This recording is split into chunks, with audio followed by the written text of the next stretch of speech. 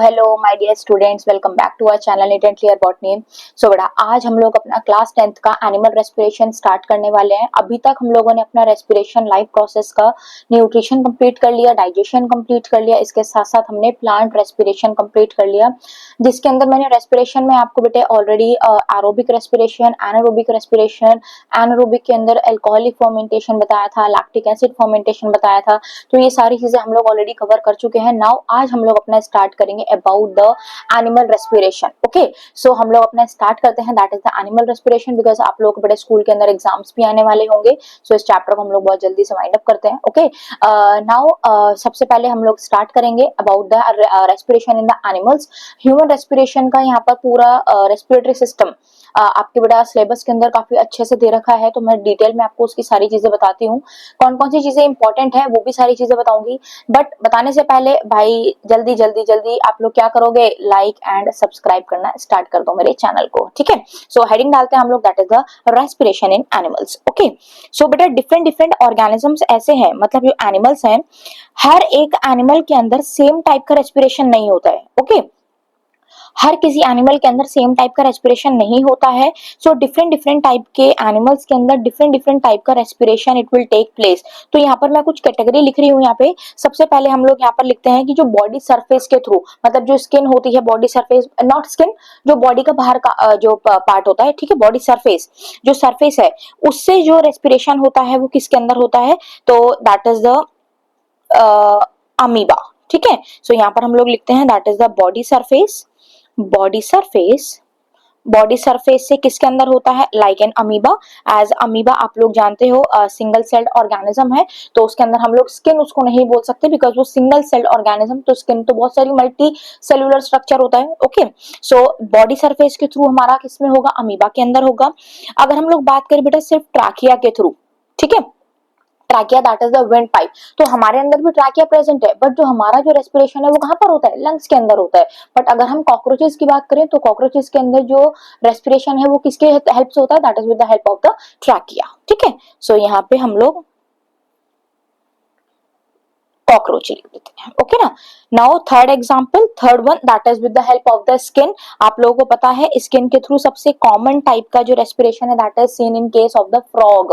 ठीक है, तो फ्रॉग में आप लोग देखते हो कि जो फ्रॉग है बेसिकली वो टेरेस्ट्रियल भी है, वो एक्वेटिक भी है, तो उसमें क्या होता है कि जो उसकी स्किन है वो स्किन के थ्रू रेस्पायर करना स्टार्ट करता है। ओके ना, सो यहाँ पर इसमें इसके एग्जाम्पल फ्रॉग भी लिख सकते हैं हम लोग, और इसका एक example that is the earthworm. ठीक है, that is the earthworm. Now next type, next one, that is with the help of the gills. आपको मालूम है गिल्स के थ्रू कौन रेस्पायर करता है, दैट इज द फिशेस। जितने भी हमारी फिशेस हैं उनमें मैक्सिमम फिशेस के अंदर जो रेस्पिरेशन है वो किसके थ्रू होता है, that is with the help of the gills. Next one, that is the lungs. अगर हम लोग लंग्स की बात करें तो लंग्स के थ्रू किसमें होता है, like in cases of the bird, जितनी भी बर्ड्स हैं, जो एव्स हैं, ठीक है, ह्यूमंस हैं, मतलब जो मैमेलियंस हैं, तो इनके अंदर आप यहाँ पर देखोगे कि सबके अंदर जो रेस्पिरेशन है वो किसकी हेल्प से होता है, that is with the help of the lungs. Now एक और कैटेगरी है that is the book lungs. ठीक है, ये इसको बुक लंग्स बेसिकली क्यों बोलते हैं, क्योंकि जो लंग्स हैं इनका जो स्ट्रक्चर है वो कुछ इस तरीके से नजर आता है, जैसे बुक के पेजेस होते हैं ना, बुक के पेजेस पूरा आप अगर देखो तो बुक के पेजेस जैसे बहुत सारे एक साथ इकट्ठे लगे हुए लगते हैं, तो कुछ इस तरीके का स्ट्रक्चर इनके लंग्स का होता है, तो इसीलिए इसको हम लोग बुक लंग्स बोलते हैं। और ये कहां पर देखने को मिलता है, they are seen in case of the basically आप कह सकते हो आर्थ्रोपॉड्स। ओके, कुछ आर्थ्रोपॉड्स के अंदर जैसे स्कॉर्पियंस है, स्पाइडर, ठीक है, तो ये कुछ हमारे एग्जाम्पल है, यहाँ पर ये मैंने लिखवाया है। आज सच इनमें से एक आध क्वेश्चन अगर कोई आता है एक आध को लेकर के तो आ जाएगा, otherwise this is not very much important part. जो इंपॉर्टेंट चीज है वो यहाँ पर है कि आपकी एनसीईआरटी की लाइन में, एनसीईआरटी में बेटा एक लाइन लिखी हुई है कि जो टेरेस्ट्रियल एनिमल है, टेरेस्ट्रियल एनिमल्स का बेसिकली जो रेट ऑफ ब्रीदिंग होता है वो काफी स्लोअर होता है as compare to the aquatic animal.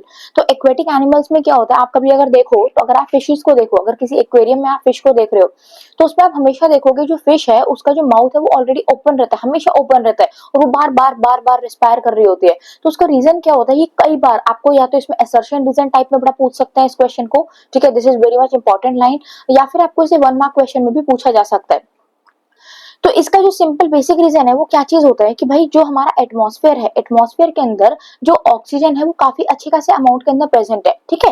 But अगर हम लोग पानी की बात करें, वाटर के अंदर जो ऑक्सीजन है that is in the form of the dissolve form, तो वो जो प्रेजेंट है वो किसकी फॉर्म में प्रेजेंट है, डिसॉल्व फॉर्म में प्रेजेंट है। तो जो वहां पर ऑक्सीजन है वो कंपेरेटिवली लो है, कंपेरेटिवली कम है एटमॉस्फेयर से टेरेस्ट्रियल एनिमल्स की। तो इसीलिए अगर आप देखते हो जो टेरेस्ट्रियल एनिमल है, जैसे हम लोग हैं, तो हम लोग जो रेस्पायर करते हैं वो ऐसा नहीं है कि हर वक्त मुंह हमने खोल रखा है, हमेशा हम धीरे धीरे धीरे करके रेस्पिरेशन करते हैं, क्योंकि अकॉर्डिंग हमारी बॉडी की वैसी ही है, बिकॉज हमारे पास अवेलेबिलिटी ऑक्सीजन की काफी अच्छी खासी है। बट अगर आप एक्वेटिक एनिमल्स का देखोगे तो उनको बार बार ऑक्सीजन की रिक्वायरमेंट पड़ती है, इसीलिए उनका माउथ हमेशा ओपन रहता है। और उनका जो वाटर वो ऑक्सीजन है वो किसकी फॉर्म में जाता है, वाटर, H2O, ठीक है। H2O जो पानी है वो कहाँ जाएगा, उनके माउथ में जाएगा, उनके माउथ में जाने के बाद में गिल्स तक जाता है, फिर उसके बाद में जाकर उनका जो ऑक्सीजन है उसका डिफ्यूजन होता है कैपिलरीज के अंदर, और वो ऑक्सीजन पूरे उनकी बॉडी के अंदर ट्रांसपोर्ट होना स्टार्ट हो जाता है, ठीक है। सो ये थोड़ा सा डिफरेंट है, यहाँ पर ये लाइन बेटा आपको पूछी जाती है, मैं इसको यहाँ पर लिखवा रही हूँ, this is really very very very important line. तो हम लोग यहाँ पर लिखते हैं, terrestrial animal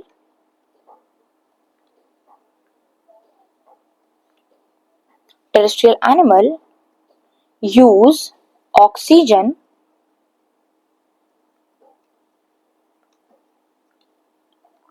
available in atmosphere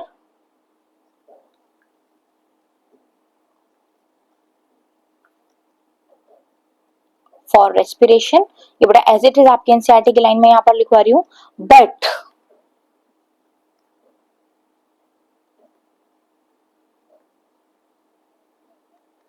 animal that live in water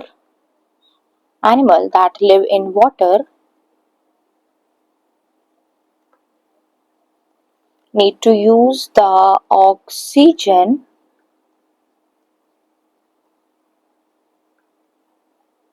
dissolved in water, ठीक है। यहां से ये लाइन आपको पूछी जाएगी, सिंस एक ट्रिक है बेटा आपकी, अगर जो एनसीईआरटी में आपको असर्शन रीजन जानना है तो कोई भी जो लाइंस है बेसिकली जहां पर सिंस लिखा हो, जहां पे बट लिखा हो, तो उसको ध्यान से देख लेना, उन्हीं लाइन से मैक्सिमम असर्शन रीजन आपके फॉर्म होते हैं, ठीक है। So since amount of dissolved oxygen is fairly low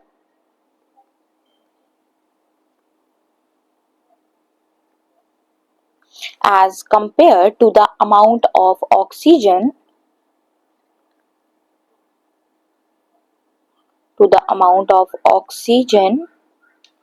present in air। That's why this is the only reason, that's why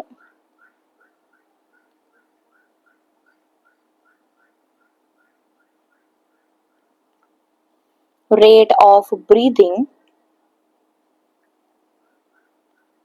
in aquatic organism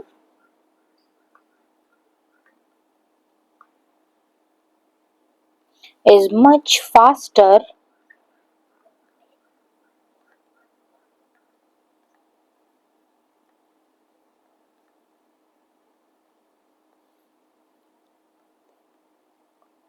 than terrestrial animals, ठीक है। सो यही reason है हमारा, जो एक्वेटिक एनिमल्स है उनका बेसिकली क्या है, वो लोग ऑक्सीजन किसकी फॉर्म में ले रहे हैं, डिसॉल्व फॉर्म की फॉर्म में ले रहे हैं, ठीक है ना। डिसॉल्व फॉर्म है वाटर के साथ, तो उसलिए उसमें जो अमाउंट ऑफ ऑक्सीजन है वो कम है, इसीलिए उनका जो रेट ऑफ ब्रीदिंग होता है that is very very very faster than the terrestrial animals, ठीक है। सो इस लाइन से भाई बहुत ज्यादा इंपॉर्टेंट है कि जो क्वेश्चंस हैं वो, मतलब एक क्वेश्चन आपका मान के चलो आता ही आता है, ठीक है। तो इवन आपके स्कूल के एग्जाम होंगे, आपके प्री बोर्ड्स होंगे, आपके बोर्ड होंगे, तो उनके अंदर भी हाई चांसेस हैं कि यहाँ से बेटा आपका क्वेश्चन कोई भी फॉर्म हो सकता है, ठीक है ना।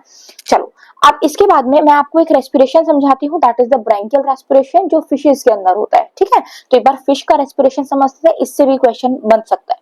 तो यहाँ पर हम लोग स्पेसिफिकली लिख लेते हैं,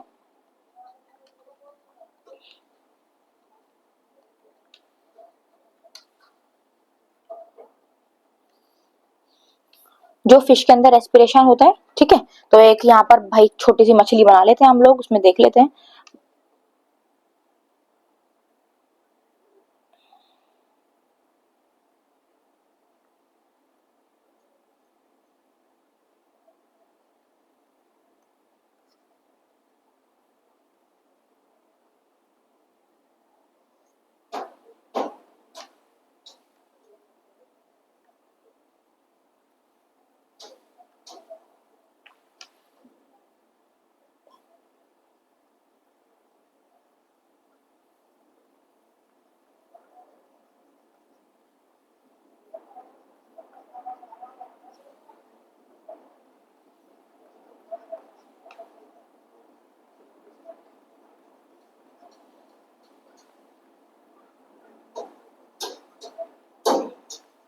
सो भाई ये हमने यहाँ पर बनाई है फिश। ओके, ज्यादा भावनाओं पे नहीं जाना कि फिश कैसी है, ये वो समझाने के लिए। ठीक है, देखो बेटा,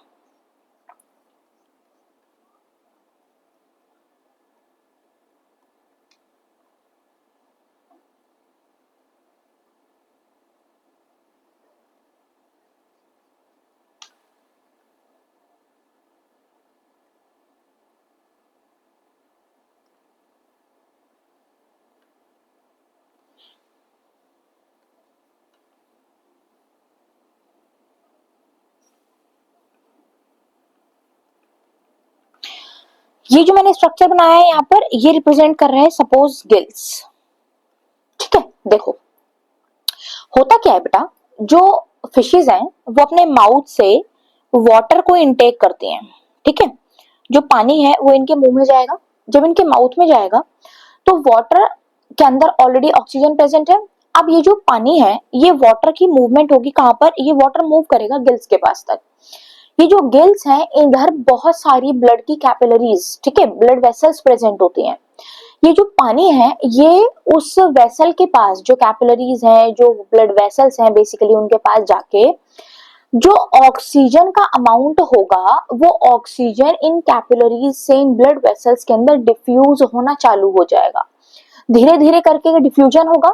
जब धीरे धीरे करके ये गैसेस डिफ्यूज होती चली जाएंगी ब्लड के अंदर, सो जो बॉडी में इनकी पूरे में जो भी आप कह सकते हो कि भाई ब्लड कैपिलरीज मूव कर रही हैं, इन ब्लड कैपिलरीज के अंदर जो यहाँ पर ऑक्सीजन है वो मूव करता हुआ चला जाएगा। ठीक है, जो वाटर में ऑक्सीजन है वो क्या करेगा, मूव करता हुआ चला जाएगा।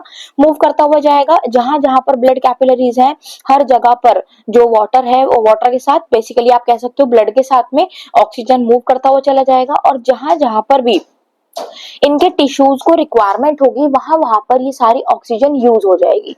जब ये सारी ऑक्सीजन यूज हो जाएगी तो रेस्पिरेशन, मतलब टिश्यूज ने ऑक्सीजन को यूज कर लिया, फूड भी इनकी बॉडी के अंदर ब्रेक डाउन होगा, रेस्पिरेशन होगा in the presence of the oxygen.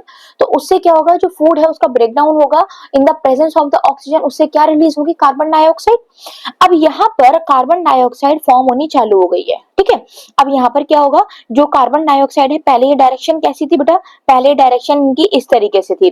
अब जब यहाँ पर कार्बन डाइऑक्साइड फॉर्म होनी चालू हो गई, तो यहाँ पर ये जो कार्बन डाइऑक्साइड है, सेम इन्हीं आर्टरी से, सेम ये जो कैपिलरीज हैं, जो भी ब्लड वेसल्स हैं, उनके अंदर ब्लड की हेल्प से जो भी कार्बन डाइऑक्साइड है वो मूव करती हुई आएगी। कहां तक आएगी, मूव करती हुई आएगी बेटा गिल्स के पास तक। गिल्स के पास अगेन क्या है, सारी कैपिलरीज, ब्लड वेसल सब कुछ प्रेजेंट है। तो इधर क्या होगा, जो गैसेस है, जो कार्बन डाइऑक्साइड है, उसका डिफ्यूजन होगा। और इसका जो डिफ्यूजन होगा, वो डिफ्यूजन कहां पर होगा, इसके माउथ की तरफ। माउथ में यहां से ये क्या करेगी, अपना जो पानी है ये with the help of the water carbon dioxide को ये बाहर निकाल देगी। जैसे ही carbon dioxide with the help of the water बाहर निकलेगा, तो आप यहाँ पर देखोगे कुछ बबल्स की फॉर्म में यहाँ पर आपको ये कार्बन डाइऑक्साइड नजर आएगी। ठीक है, तो ये किसके बबल्स होते हैं, they are the carbon dioxide bubbles. तो इसी तरीके से कुछ इनका रेस्पिरेशन होता है। माउथ से रेस्पिरेशन होगा, गिल्स में जाएंगे, गिल्स से कैपिलरीज के अंदर जाएंगे, डिफ्यूजन होगा, टिश्यूज ऑक्सीजन यूज करेंगे, ब्रेक डाउन होगा, कार्बन डाइऑक्साइड फॉर्म होगी, वो कार्बन डाइऑक्साइड दोबारा से आएगी गिल्स के पास में, with the help of the water carbon dioxide will come out from the mouth in the form of the bubbles. ठीक है, तो यही रेस्पिरेशन होता है। मैं इसको आपको एक छोटे से जो पाथवे है उसके फॉर्म में यहाँ पर लिखवा देती हूँ। ठीक है, यही है सब, इसके अलावा ऐसा जिसके अंदर और कुछ नहीं है। सिंपल यही चीज यहाँ पर पूछी जाती है कि इसका जो बेसिकली जो पाथवे है वो कैसा होता है। तो यहाँ पर हम लोग लिख लेते हैं कि जो सबसे पहले वाटर है वो बेटा एंटर होगा माउथ के अंदर। ठीक है, माउथ में गया, माउथ से जो ऑक्सीजन है वो कहां पर पहुंचेगी, बेसिकली नॉट ओनली ऑक्सीजन, जो वाटर है वो कहां पर पहुंच जाएगा, यहाँ पर गिल्स के अंदर एंटर कर जाएगा, गिल्स के अंदर एंटर कर जाएगा। जब गिल्स के अंदर एंटर कर गया, नाउ अब इसके बाद में क्या होगा, जो डिसॉल्व्ड ऑक्सीजन है, ठीक है, जो डिसॉल्व्ड ऑक्सीजन है वाटर में, वो क्या हो जाएगी, डिफ्यूज हो जाएगी। ठीक है, वो क्या हो जाएगी, डिफ्यूजेस हो जाएगी इनटू द ब्लड कैपिलरीज। ठीक है, इनटू ब्लड कैपिलरीज। जब ब्लड कैपिलरीज के अंदर सारी ऑक्सीजन डिफ्यूज हो गई, अब इसके बाद में जो ऑक्सीजन है वो कहां पर मूव करेगी, ठीक है, blood capillaries of the gills, gills की ब्लड कैपिलरीज के अंदर जाएगा। सारे जो टिश्यूज हैं वो यूज करेंगे ऑक्सीजन, ठीक है। इसके बाद में क्या होगा बेटा, जो कार्बन डाइऑक्साइड है वो डिफ्यूज हो जाएगी वाटर के अंदर, ब्रेक डाउन होगा कार्बन डाइऑक्साइड,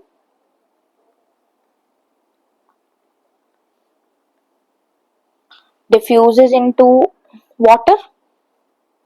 अब क्या होगा, जो वाटर है वो पुश आउट हो जाएगा माउथ से in the form of the bubbles, ठीक है। सो ये क्या हो जाएगा, वाटर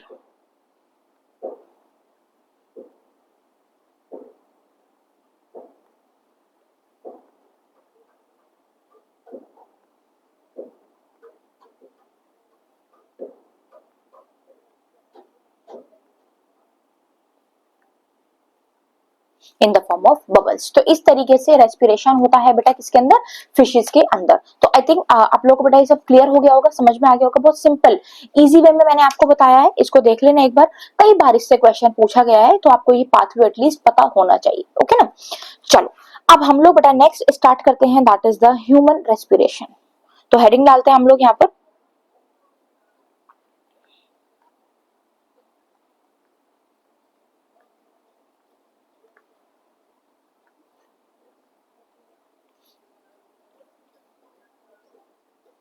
ह्यूमन रेस्पिरेटरी सिस्टम, ठीक है। ह्यूमन रेस्पिरेटरी सिस्टम, इसमें मैं पहले आपको इसको समझाने के लिए एक डायग्राम बनाऊंगी। डायग्राम बेसिकली हमारा कहां से स्टार्ट होता है, देखो यहाँ पर हमारे ये टू आपको दिख रहे हैं, a pair of nostrils they are present. ये नॉस्ट्रिल्स बेसिकली क्या करते हैं, इनका काम क्या होता है, जो हम एयर है उसको इनहेल करते हैं। एयर इनहेल करने के बाद में ये जो आपको पूरा नोज वाला जो पाथवे दिख रहा है, इसको हम बोलते हैं, this is known as nasal passage. जैसे ही नॉस्ट्रिल से एयर एंटर करेगी तो जो नेजल पैसेज है, बेसिकली जो नॉस्ट्रिल्स है, नॉस्ट्रिल्स के अंदर आप यहाँ पर देखोगे कुछ हेयर लाइक स्ट्रक्चर प्रेजेंट होते हैं, ठीक है, हेयर्स प्रेजेंट है। इसके साथ साथ हमारे इसमें नेजल पैसेज के अंदर ऑयल ग्लैंड्स भी होते हैं। तो जो हेयर है उसका काम क्या होता है कि जो आप एयर को इनहेल कर रहे हो वो उसको फिल्टर आउट कर दे, ठीक है। तो जो भी कोई डस्ट पार्टिकल है वो एज सच आपके अंदर रेस्पिरेटरी ट्रैक के अंदर ना जाए, इसीलिए यहाँ पर हेयर जो होते हैं वो छन्नी की तरह काम करते हैं उसको, ठीक है, फाइन हेयर उसको बेसिकली फिल्टर आउट करने का काम करते हैं। अब एयर आपकी कहाँ चली गई, नेजल पैसेज में। Nasal passage is also known as air conditioner, ठीक है।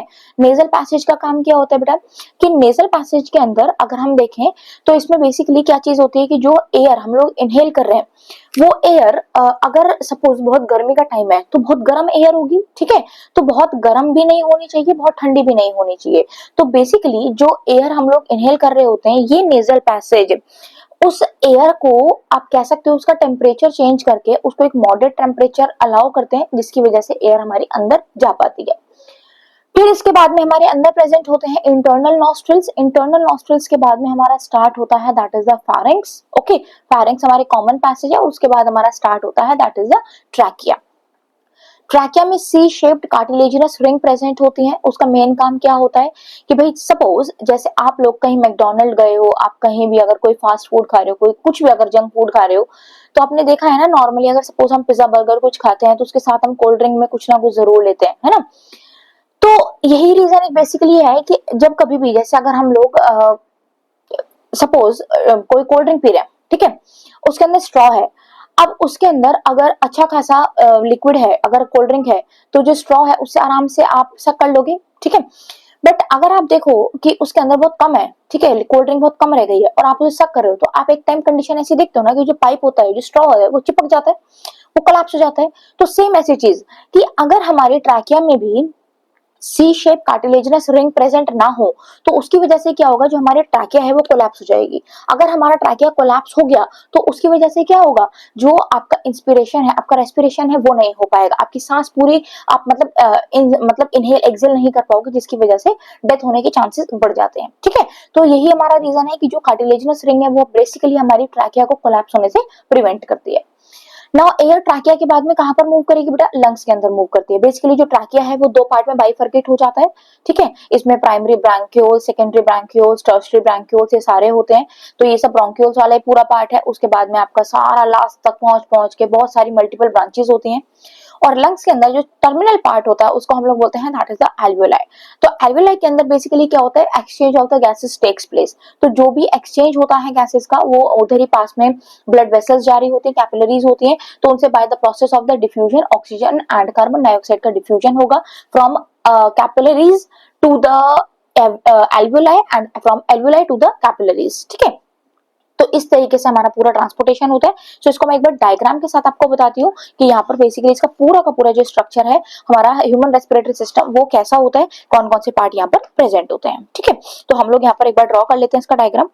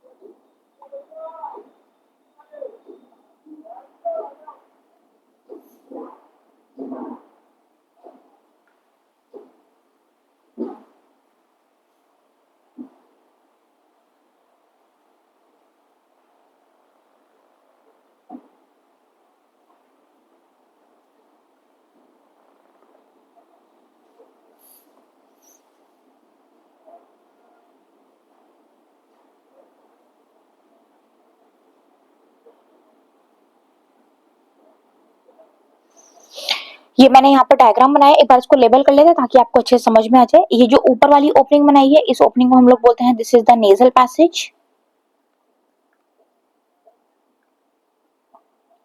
This is nasal passage. इस ओपनिंग को हम लोग बोल रहे हैं दिस वन इज माउथ। ठीक है, यहाँ पर ये वाला जो पाइप है ये रिप्रेजेंट कर रहा है फैरिंग्स को, ये किसको रिप्रेजेंट कर रहा है, फैरिंग्स को। ठीक है, यहाँ पर ये वाला जो पार्ट है हमारा this represented as a larynx, जिसको हम लोग बड़ा वॉइस बॉक्स भी बोलते हैं।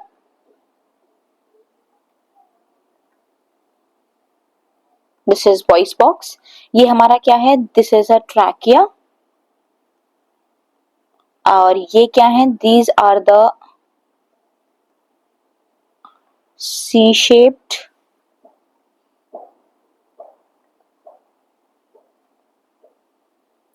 Cartilaginous ring. ठीक है, इसके बाद में यहाँ पर आप देखोगे ये जो हमारी ट्रैकिया है ये बाइफर्गेट हो गई है। इसको सबसे पहले हम बोलते हैं this one is the primary bronchus. ये जो प्राइमरी ब्रोंकस है ये आगे जाकर, और इसमें मैं इधर आपको दिखा दे रही हूँ,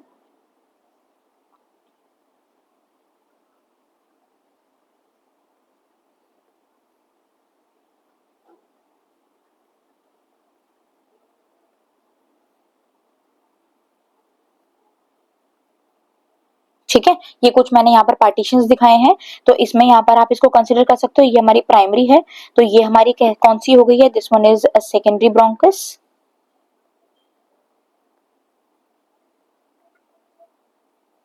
ये टर्मिनल यहाँ पर मैं इसको दिखा रही हूँ, this one is tertiary bronchus. ऐसे ही करते करते ये बहुत सारी ब्रांचेस में कन्वर्ट हो जाते हैं। लास्ट में ये मैंने दिखा दिया, this one is bronchioles, this one is bronchioles. और ये मैं लास्ट में यहाँ पर कुछ बलून लाइक स्ट्रक्चर बनाकर दिखा रही हूँ, दिस वन लाइक दिस। ठीक है, तो इसको हम क्या बोल देंगे, they are to be known as alveoli. Okay बेटा, सो इसको हम क्या बोल देंगे, this is known as alveoli. ये जो हमारे यहाँ पर आपको दो लंग्स नजर आ रहे हैं, एक है राइट लंग और एक है हमारा लेफ्ट लंग। तो ये हमारी एक मेम्ब्रेन से कवर्ड होता है।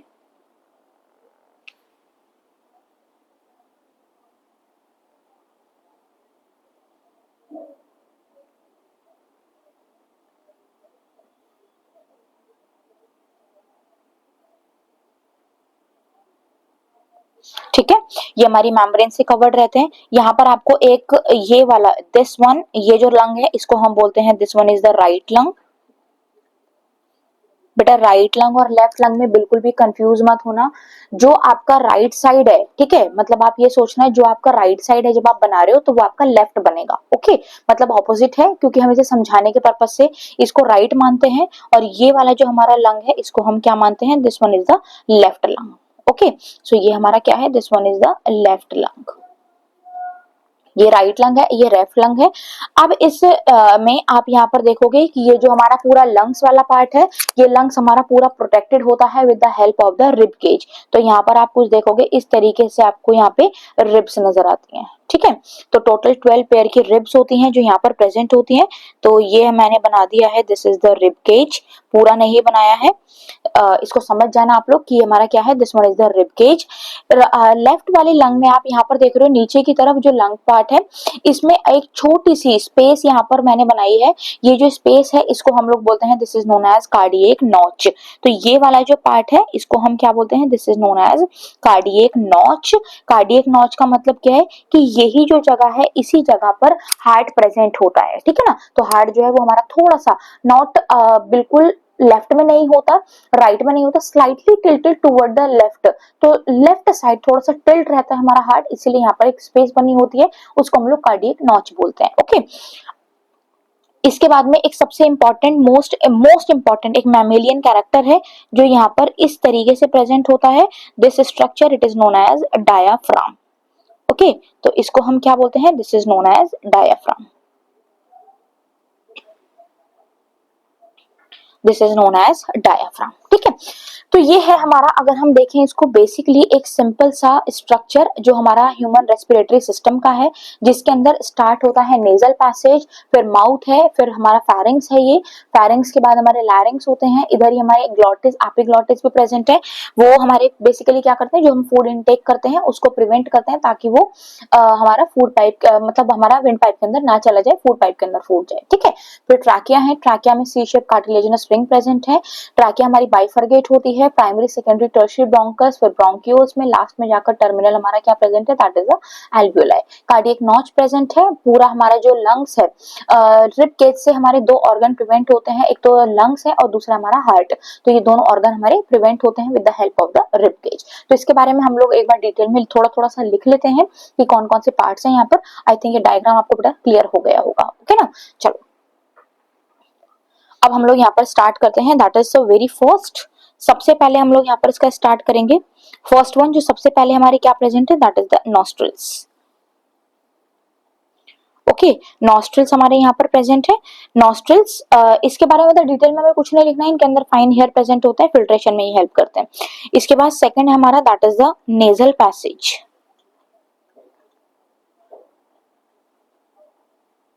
ठीक है, nasal passage. Nasal passage basically क्या करता है, फाइन हेयर्स है जो फिल्टरिंग में हेल्प करेगा। Third one that is known as pharynx. Pharynx is a common passage for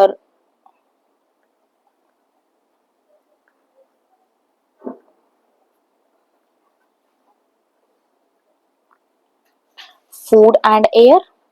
Yes, so this is a pharynx. It's a common passage for both food and air. ये जो pharynx है इनकी opening होती है trachea के अंदर with the help of a two structure, that is the glottis and the epiglottis. Okay, so ये open करेंगे,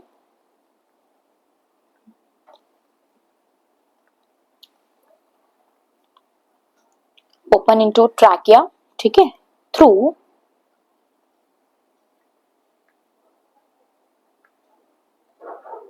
ग्लॉटिस। ओके, ये ग्लॉटिस क्या करता है,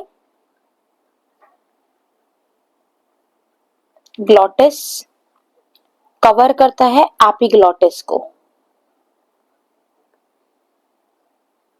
ग्लॉटिस कवर करेगा एपिग्लॉटिस को। बेसिकली क्या है, मैंने अभी बताया आपको कि जो फूड की जब स्वेलिंग करते हैं फूड में, तो हम क्या करते हैं, जो फूड है वो हमारा इंस्टेड ऑफ द ट्रैकिया वो कहां पर जाए, फूड पाइप के अंदर जाए, इसीलिए यहाँ पर ट्रैकिया और ये हमारे ग्लॉटिस एपिग्लॉटिस वर्क करते हैं। Okay, so which prevent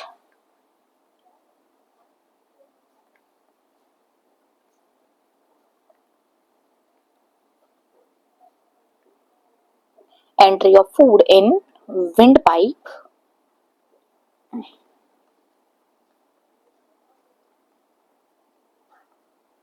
through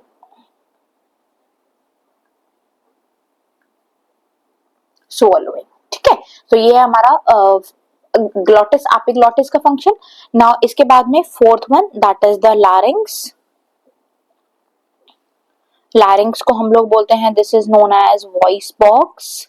इसके अंदर क्या होता है, वॉइस बॉक्स बेसिकली अगर हम लोग देखें तो ये एक साउंड प्रोड्यूसिंग ऑर्गन है जिसके अंदर प्रेजेंट होती हैं contain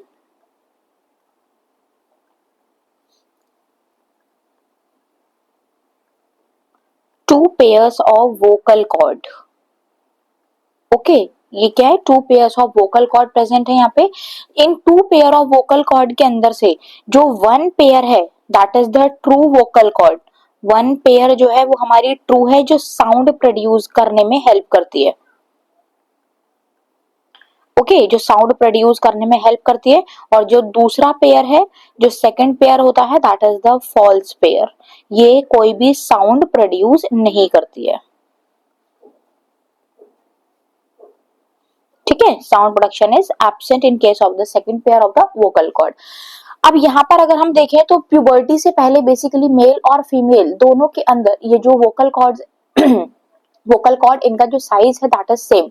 but after the puberty जो मेल्स होते हैं उनके वोकल कॉर्ड का साइज थोड़ा सा इंक्रीज हो जाता है, इट विल प्रोट्रूड आउट। तो आप यहाँ नेक के बाहर इधर एक स्ट्रक्चर देखोगे जो थोड़ा सा बाहर निकला हुआ होता है that is known as Adam's apple. Okay, तो उसको हम क्या बोलते हैं, that is known as Adam's Adam's apple. Okay,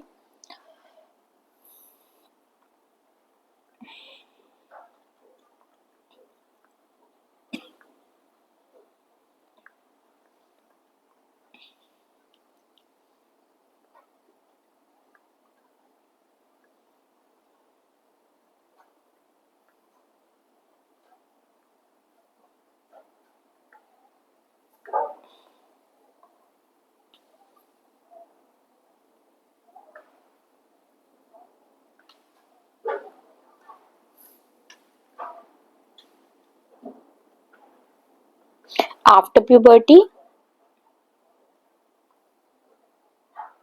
in males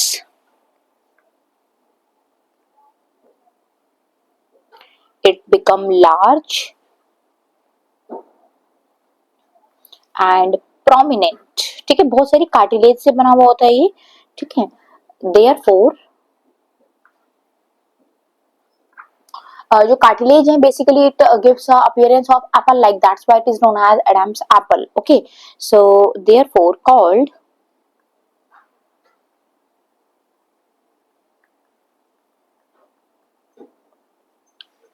Adams apple. ठीक है, अगर हम पूछे यहाँ पर आपको कि साउंड वो कैसे प्रोड्यूस होती है, तो साउंड बेसिकली प्रोड्यूस करने के लिए होता क्या है कि जब एक्सपिरेशन करते हैं, जब हम बाहर एयर को एक्सहेल आउट करते हैं तो उस टाइम पे जो वोकल कॉर्ड है उन वोकल कॉर्ड से जो एयर है वो टकराती है, जिसकी वजह से जो वोकल कॉर्ड्स है वो वाइब्रेशन करना स्टार्ट करेंगे एंड वाइब्रेशन की वजह से साउंड प्रोड्यूस होती है। ओके ना, सो यहाँ पर क्या होता है ड्यूरिंग, अगर हम यहाँ पर लिखें साउंड कैसे प्रोड्यूस होती है,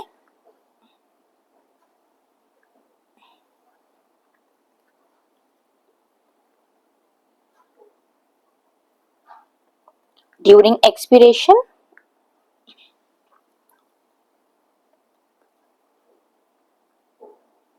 air forced out of lungs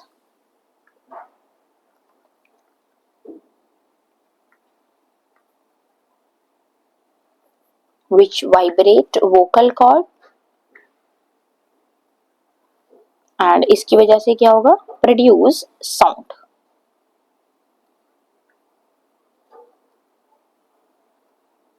result in speech, जिसकी वजह से हम बोल पाते हैं, रिजल्ट इन स्पीच। ठीक है, सो ये है हमारा about the larynx part. Now proceed करते हैं हम लोग अबाउट द ट्रैकिया। ठीक है, तो fifth part of the respiratory system that is the trachea.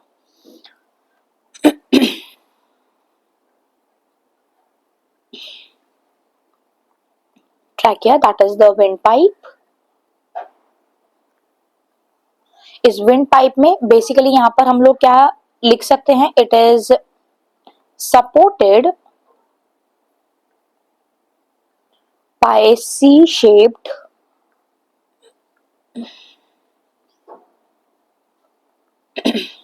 incomplete rings of cartilage which ensures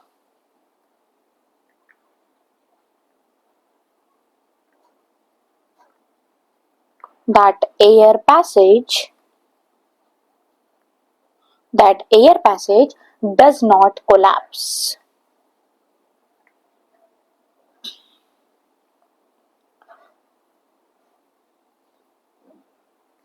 during inspiration। But बहुत ज्यादा इंपॉर्टेंट लाइन है ये, this is very very important. आप यहाँ पर इसको 1 मार्क क्वेश्चन में देख सकते हो, आपको कहीं ना कहीं ये क्वेश्चन आपके प्री बोर्ड में, आपके स्कूल एग्जाम में या फिर बोर्ड्स में कहीं ना कहीं ये क्वेश्चन का आंसर आपको जरूर मिलेगा। ओके ना। Next one that is the trachea से आगे हमारा क्या प्रोसीड करते हैं, about the bronchi and bronchioles. Bronchi and bronchioles, ठीक है। फिर इसके बाद में यहाँ पर हमारा नेक्स्ट वन जो ब्रोंकाई ब्रोंक्यूल्स, इसमें जो गैसेस हैं वो पहुंच गई हैं। इसमें फिर मैं आपको कुछ लिखवा रही हूँ अबाउट द रिब्स। कुछ मसल्स भी होती हैं, that is the intercostal muscle and diaphragm, ठीक है। अगर हम लोग रिब्स की बात करें तो रिब्स हमारी कितनी होती हैं, टोटल हमारी 12 पेयर की रिब्स होती हैं, ठीक है। जो फर्स्ट 7 पेयर होते हैं, ठीक है, जो फर्स्ट 7 पेयर होते हैं they are to be known as true ribs, इनको ट्रू रिब्स बोला जाता है।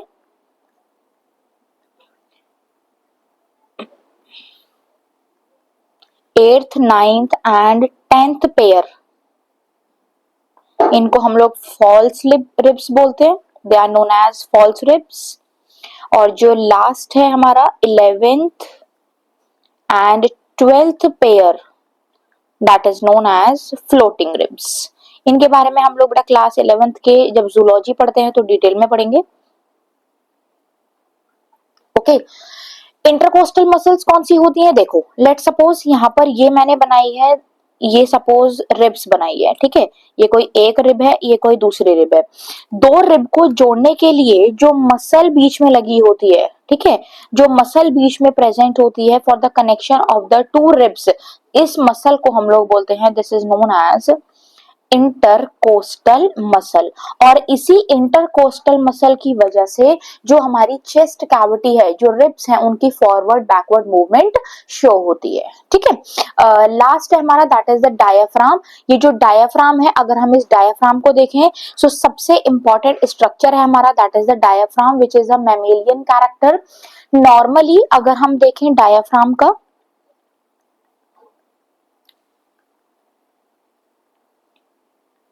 ये जो डायाफ्राम है, जब कभी भी हम लोग इंस्पिरेशन करते हैं, जब हम लोग एयर को इनहेल करते हैं, तो उस टाइम पे ये जो डायाफ्राम है ये कैसा हो जाता है, फ्लैट शेप हो जाएगा, ठीक है, ये फ्लैट हो जाता है।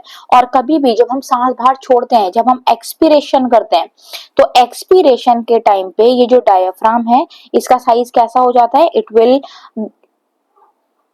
Just give a dome shape like structure, ठीक है। सो ये हमारा एक मस्कुलर फ्लैप है that is known as diaphragm which involve in the respiration. इसका कैसे इन्वॉल्वमेंट होता है अभी मैं आपके जो आगे मैकेनिज्म बताऊंगी तो उसमें हम लोग डिटेल में पढ़ेंगे इसको।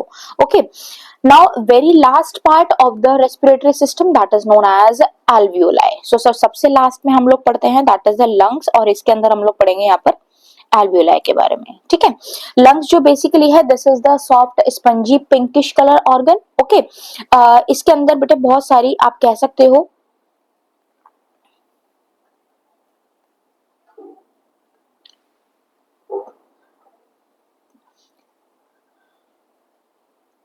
एल्वियोलाई प्रेजेंट है, ठीक है। ये जो एल्वियोलाई है these are thin balloon like structure, ठीक है, बहुत ही पतले छोटे छोटे से बैलून लाइक स्ट्रक्चर है। नियर अबाउट ये जो सरफेस एरिया कवर करते हैं, ठीक है, कवर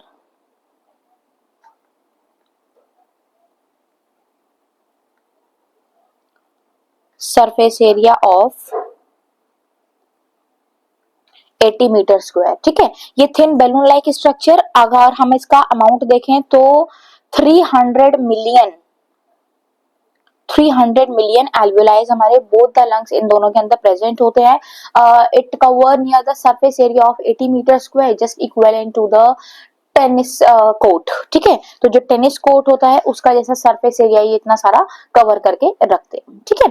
सो ये है हमारा अबाउट द लंग्स जिसके अंदर हमारे पैर प्रेजेंट है alveoli.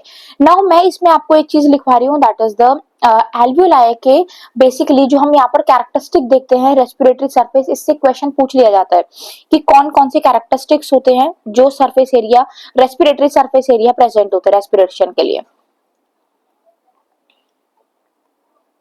Characteristics of respiratory surface.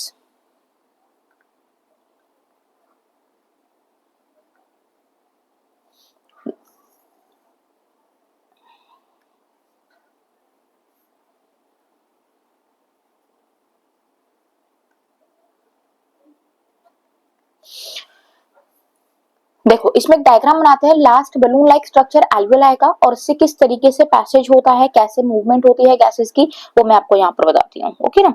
सो यहाँ पर लेट सपोज ये एक मैंने बनाई है,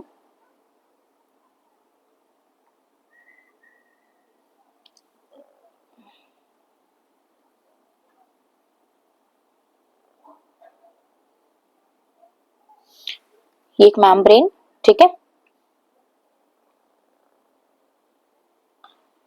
ये एल्वियोलाई की मेम्ब्रेन, ये कवर्ड है एपिथेलियल टिश्यूज से,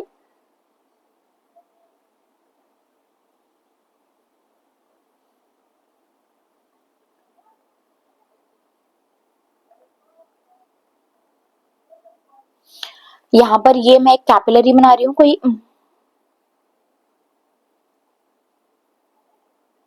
ये कोई कैपिलरी है जिसके अंदर यहाँ पर ये आरबीसीज मैं आपको फ्लोट करते हुए दिखा रही हूँ।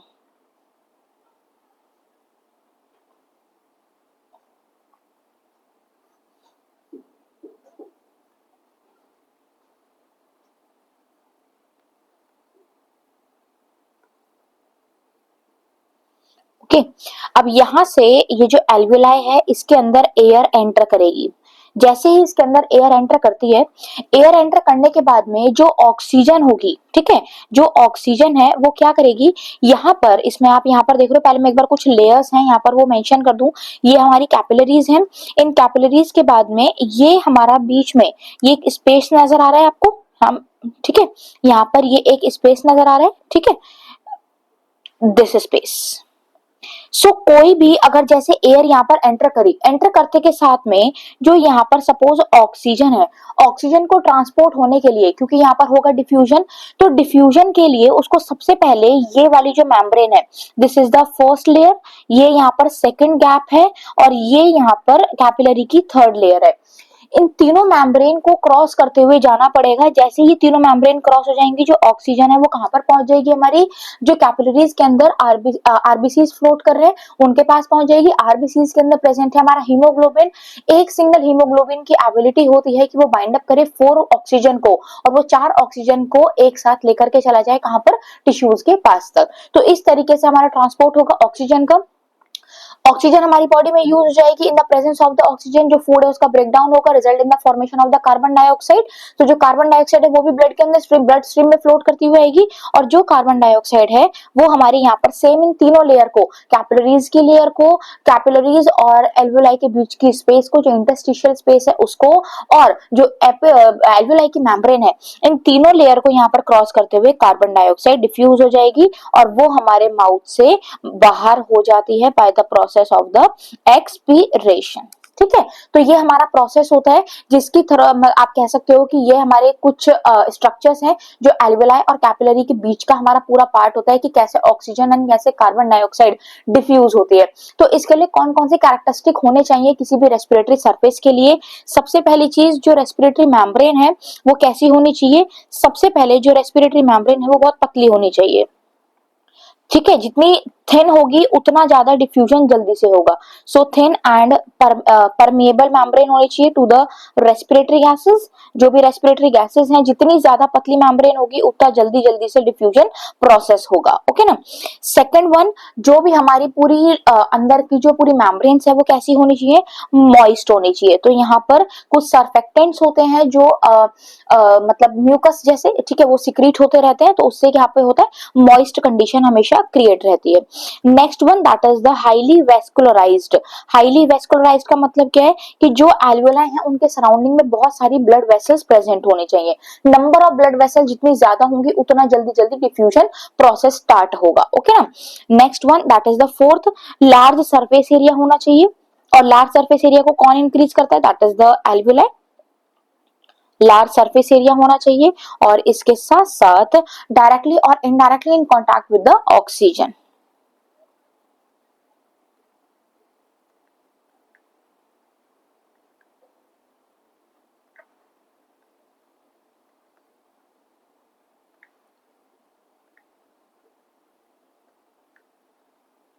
In contact with the oxygen. ठीक है, तो ये यहाँ पर कुछ कैरेक्टरिस्टिक्स है कि किस तरीके से जो मूवमेंट होती है, डिफ्यूजन होता है ऑक्सीजन एंड कार्बन डाइऑक्साइड का, वो हमारा कैसे होता है। ठीक है, नाउ अब हम लोग यहाँ पर अपना स्टार्ट करते हैं, that is the mechanism of breathing. तो ब्रीदिंग मैकेनिज्म हम लोग यहाँ पर देखते हैं।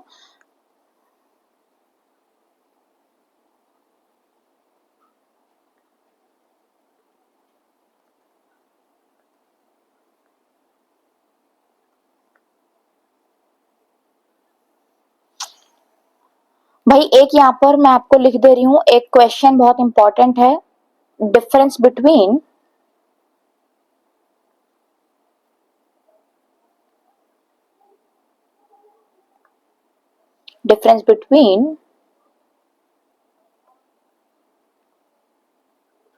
Respiration and breathing.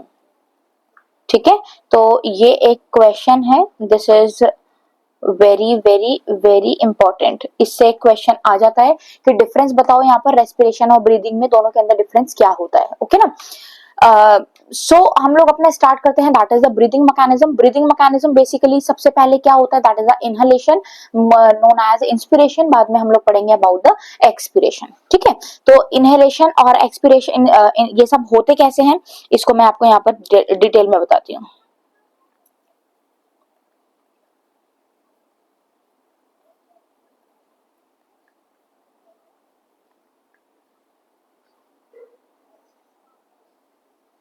So inhalation and inspiration देखो होता कैसे है।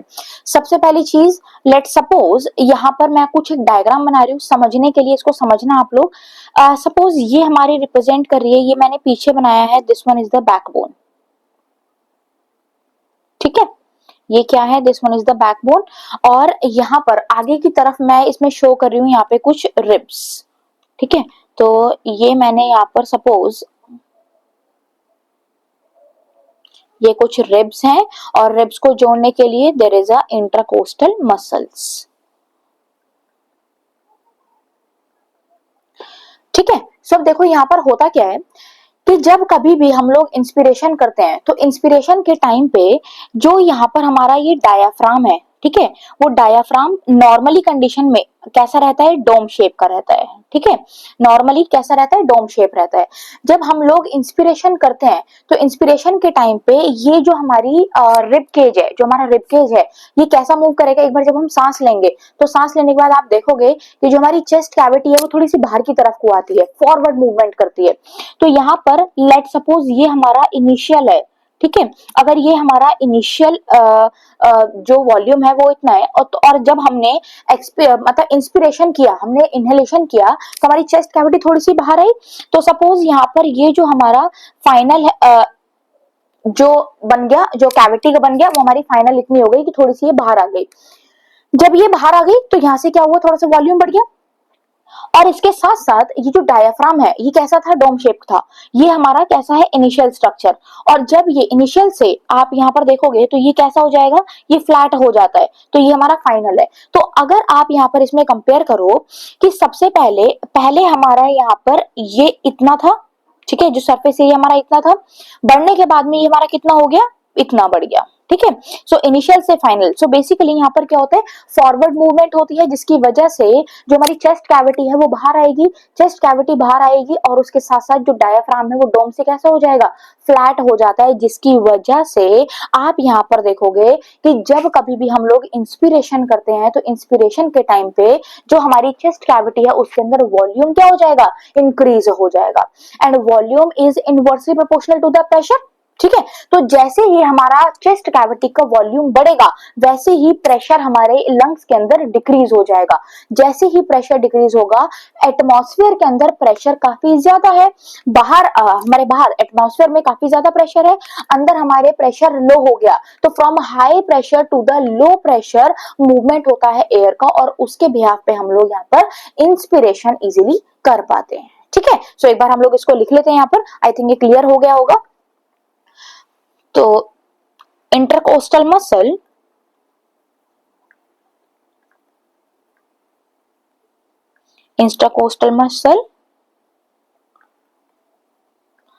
pulls the ribs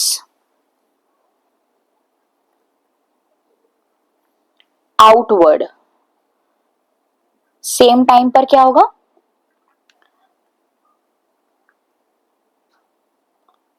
diaphragm will flat, इसकी वजह से यहां पर क्या होगा, इसकी वजह से यहां पर होगा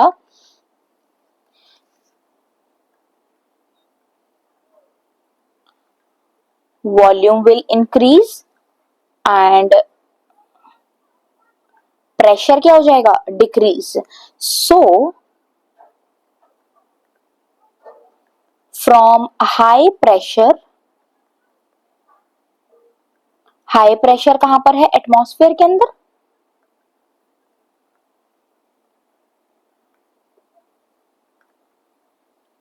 to low pressure, low pressure कहां पर है, लंग्स के अंदर।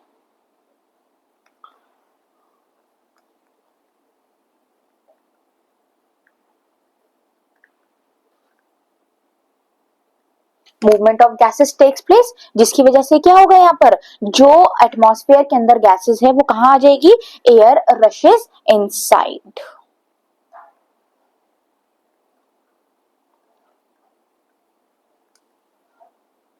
ओके, सो इस तरीके से क्या होगा, हमारा इंस्पिरेशन इजीली हो पाएगा। ओके, अब इसकी ऑपोजिट कंडीशन हम लोग क्रिएट कर दें, दैट इज द एक्सपिरेशन। तो एक्सपिरेशन के अंदर क्या होता है, एक्सपिरेशन, एक्सपिरेशन बेसिकली क्या चीज है, देखो यहाँ पर डायग्राम के साथ समझते हैं। Let's suppose this is a backbone, ये हमारी बैकबोन है। ओके, यहां पर ये मैंने बना दी है सपोज रिब्स, इनमें बीच में यहाँ पर प्रेजेंट है इंटरकोस्टल मसल।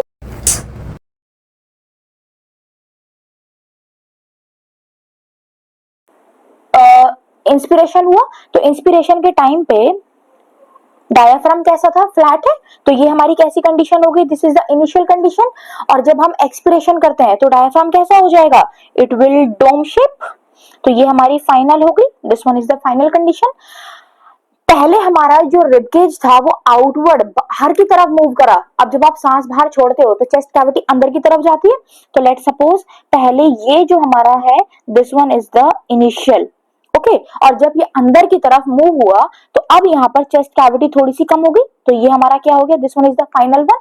तो अब यहाँ पर आप देखोगे इस कंडीशन में पहले हमारा क्या था, पहले हमारा जो वॉल्यूम था वो कितना था, यहां से यहां तक। ठीक है, पहले हमारा वॉल्यूम यहां से यहां तक था, अब कितना हो गया, यहां से यहां तक। तो surely volume inside the lungs that is decrease, volume decrease होगा तो क्या होगा, प्रेशर इंक्रीज होगा, because volume is inversely proportional to the pressure.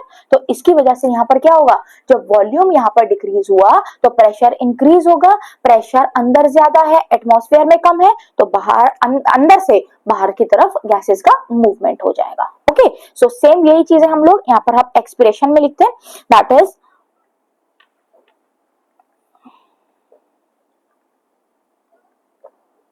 intercostal muscle pull the ribs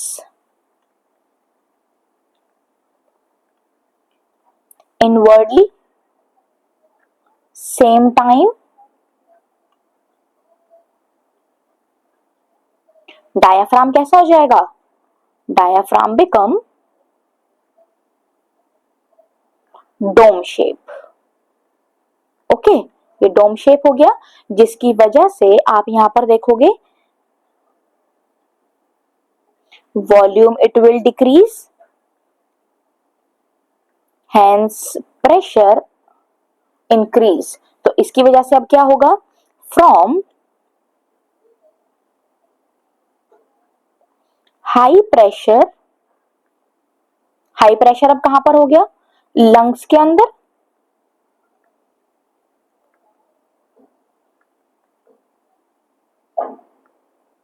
to the low pressure. Low pressure कहां पर है, that is in the atmosphere.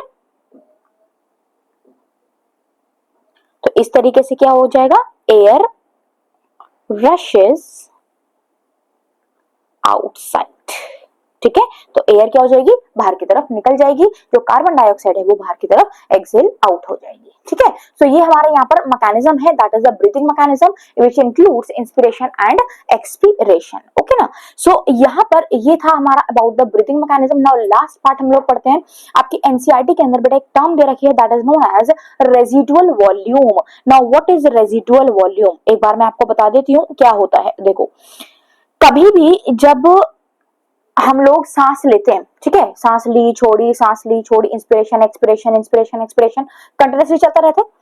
तो होता क्या है कि जो हमारा लंग्स है उसके अंदर कभी भी वैक्यूम क्रिएट नहीं होता। ठीक है, some amount of the air it will left inside, always remain inside the lungs. तो जो अमाउंट की एयर हमारे लंग्स के अंदर हमेशा प्रेजेंट होती है उसको हम लोग रेजिडुअल वॉल्यूम बोलते हैं। And this is the only reason, जब किसी भी न्यू बॉर्न बेबी का बर्थ होता है तो बर्थ होते के साथ वो रोना स्टार्ट करता है। तो वो रोता क्यों है, क्योंकि जब तक वो मदर के यूट्रस के अंदर है उसके जो ऑर्गन्स हैं वो एज सच वर्किंग कंडीशन में नहीं होते, बिकॉज जो ऑक्सीजन का, कार्बन डाइऑक्साइड का, गैसेस का डिफ्यूजन होता है वो होता है with the help of the placenta. But जैसे ही baby it will come out from the mother's body, then क्या होगा, उसका जो माउथ है वो ओपन होता है, एयर अंदर जाने चालू करेगी, जो लंग्स है वो बिल्कुल कॉन्ट्रैक्ट होता है, बिल्कुल छोटे से श्रिंक हुए रहते हैं। तो उस कंडीशन में जैसे जैसे एयर अंदर जाएगी वैसे वैसे करके वो जो लंग्स होते हैं वो थोड़े एक्सपैंड करने स्टार्ट करते हैं, जिसकी वजह से वो जब एक्सपैंड करते हैं तो थोड़ा सा कुछ पेन होता है, और वो जो बच्चा रोता है वो पेन होने की वजह से रोता है। इसीलिए ट्राई ये किया जाता है कि जितना ज्यादा से ज्यादा रोए वो उतना ज्यादा बेटर होगा, बिकॉज उतनी ज्यादा मैक्सिमम एयर उसके लंग्स के अंदर जाएगी, वो स्टोर हो जाएगी, that is known as residual volume. कितनी भी आप फोर्सफुल आप इंस्पिरेशन कर लो, कितनी भी जबरदस्ती आप सांस अंदर ले लो या सांस बाहर छोड़ लो, some amount of the air it will always remain inside the lungs, that is present, this is known as residual volume. This line is very very very important, कई बार पूछी गई है, रेजिडुअल वॉल्यूम क्या होता है। ठीक है, सो यहां पर हम लोग लिख लेते हैं,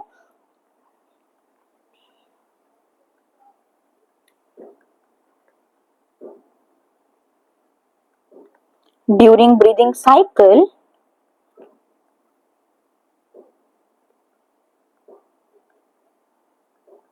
lungs contain residual volume। Residual volume का मतलब क्या होता है, that means the volume of air left in alveoli after forceful expiration. कितनी भी जबरदस्ती सांस बाहर छोड़ लो, some amount of the air it will always remain inside the lungs, that is known as residual volume. और जो रेजिडुअल वॉल्यूम है अबाउट 1100 to 1200 ml। ठीक है,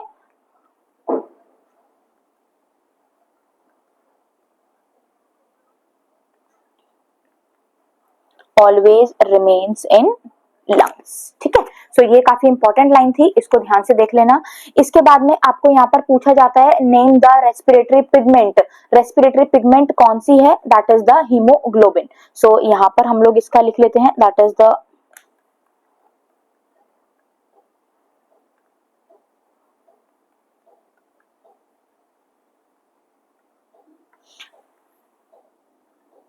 रेस्पिरेटरी पिगमेंट ये कौन सी है? That is the haemoglobin. Haemoglobin भाई कहां पर प्रेजेंट है? It is present in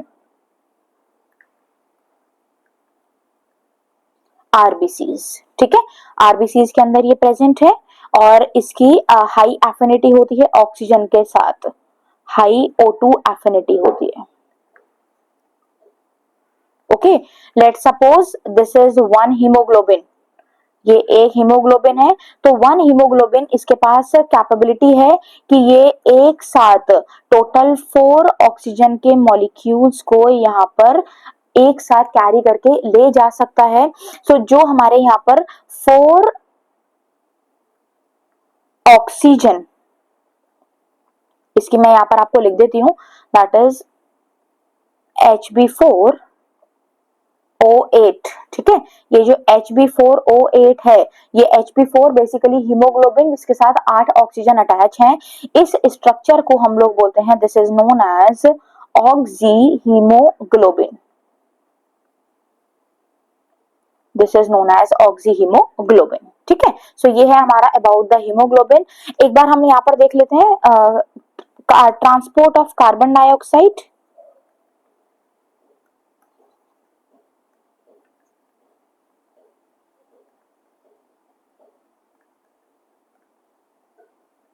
carbon dioxide को जो ट्रांसपोर्टेशन होता है, अगर हीमोग्लोबिन के साथ में कार्बन डाइऑक्साइड बाइंड करेगा तो इससे बन जाएगा HbCO2 और इसको हम क्या बोलते हैं? That is known as carbamino haemoglobin. So this is known as carb amino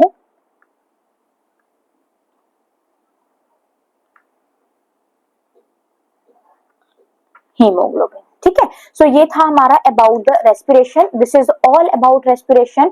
आज हमने अपना पूरा कंप्लीट कर लिया बेटा रेस्पिरेशन का, जिसके अंदर हमने पढ़ा है about the animal respiration, fishes का रेस्पिरेशन, ह्यूमन रेस्पिरेटरी सिस्टम जिसमें सारे पार्ट्स पढ़े हैं including breathing mechanism and respiratory pigment. So this is all about today's lecture. Next हम लोग क्लास में बेटा अपना स्टार्ट करते हैं अबाउट द ट्रांसपोर्टेशन। ट्रांसपोर्टेशन के अंदर बेसिकली हम लोग यहाँ पर 3 चीजें पढ़ेंगे, बहुत इंपॉर्टेंट है, that is the blood vessels. ठीक है, ब्लड वेसल्स के बारे में हम लोग पढ़ेंगे, ब्लड के बारे में पढ़ेंगे और उसके साथ साथ pumping organ that is the heart. तो ये हमारा है एनिमल का पार्ट, और जो हमारा प्लांट का पार्ट होगा उसके अंदर हम लोग पढ़ेंगे about the xylem and phloem transportation. तो फूड एंड वाटर का कैसे ट्रांसपोर्टेशन होता है इसके बारे में हम लोग डिटेल में पढ़ेंगे in next class. So this is all about today's one. Thank you so much बेटा, take care all of you. आपके बोर्ड्स का, आपके प्री बोर्ड्स का, आपके जो मॉक टेस्ट हैं वो जो भी कुछ आ रहे हैं उनके लिए आप लोग ये कंटेंट प्रिपेयर कर लेना। This is very much sufficient content. इसके अलावा ऐसा आपको कोई चीज की जरूरत नहीं पड़ेगी। इन्हीं के बिहाफ पे कुछ भी क्वेश्चंस मोल्ड होकर आपसे पूछे जा सकते हैं, तो इसको आप ध्यान से पढ़ो, घर पे अच्छे से रहो एंड चैनल को बेटा सब्सक्राइब जरूर कर देना। So thank you so much, take care all of you, bye bye.